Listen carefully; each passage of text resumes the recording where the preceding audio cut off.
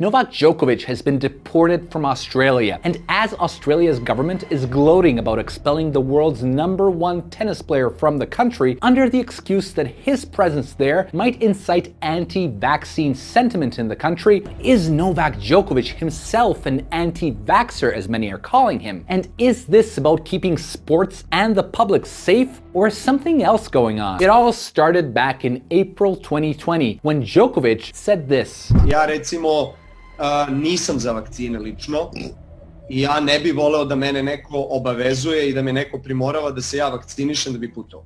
Reuters then mistranslated the quote, claiming Djokovic is opposed to vaccination, despite Djokovic not even using the words opposed or vaccination, without even providing context that Djokovic was talking about possible solutions to the pandemic at a time when there was no vaccine available. Djokovic later clarified that he's not against vaccination of any kind, and he didn't say he wouldn't get a COVID vaccine. But many Western media outlets decided to go with the Reuters story, instead of actually quoting Djokovic on what he said. Despite Djokovic fulfilling all the requirements for a medical exemption from vaccination to enter Australia to play in the Australian Open, Australia's government decided to cancel his visa. At first, the government was saying, rules are rules. But when Djokovic won the legal case under those cherished rules, the government changed its story. Australia ultimately deporting him over fears he'd stoke anti-vax sentiment. Oh, is that right? He's the one stoking anti-vax sentiment and not the country enraging people for deporting Djokovic, who followed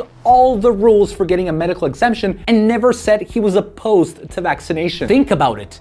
Djokovic talked about his opinion on solutions for enhancing everyone's immune system, saying he's in favor of more debate on the issue. A ne čujem da se nešto, barem u tim zvaničnim medijima, priča o tome kako čovjek može sebe da osnaži, da bude nezavisan, da ojača svoj imunitet i da bude sposoban da neki način reducira sebi mogućnost da se zarazi. But a major media outlet mysteriously misquoted him as Australia was taking away his chance to win a record 21st Grand Slam title. France's sport minister first said Djokovic would be granted entry into France for the French Open even if he was unvaccinated against COVID-19. But in a bizarre twist, less than 2 weeks later, France changed its story. The country has stated he won't be exempt from new laws requiring people to have a certificate of vaccination to enter public places.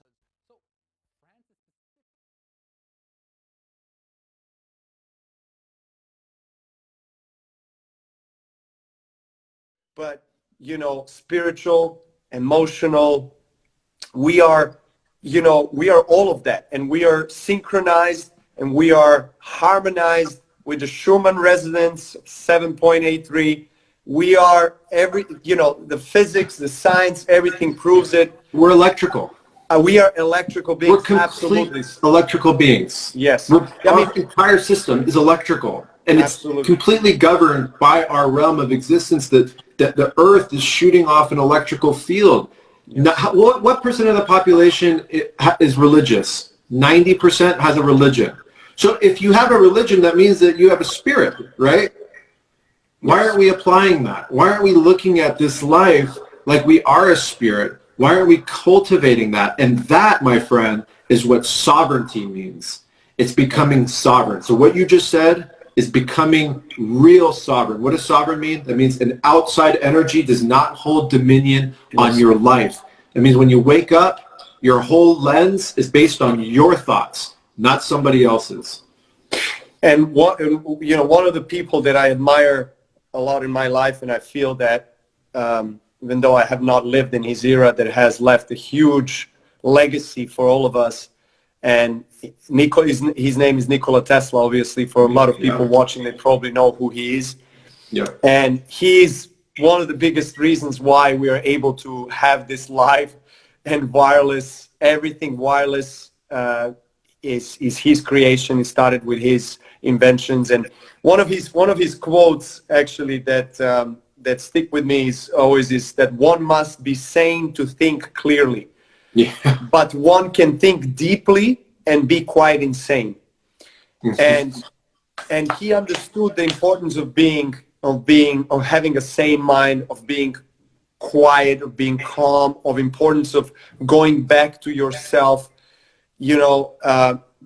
striving to be serene and to be in perfect harmony, and this vibration that will allow you to create. For him, it was important because then he could conceptualize, all his devices, all his inventions, the ideas keep on coming. He was connected to the field. And because of our distractions and because we constantly are looking for ways to distract ourselves, you mentioned that at the beginning of the live, whether it's food, whether it's drinks, whether it's cigarettes, whatever it any is. Addiction. Whether it's any addiction for that matter, television shows, whatever it is. We are just, I think we're prolonging the inevitable. Sorry. Yeah. We're back. So what is inevitable is that we have to face our biggest quest in this life, which is, growing the consciousness and growing our vibration and getting to know each other, ourselves, and being the best possible version of ourselves in this life. And I completely resonate with that. So I feel that is the center point of how can you really, be in that vibration. How can you live the life that will allow you to be abundant in all these wonderful things?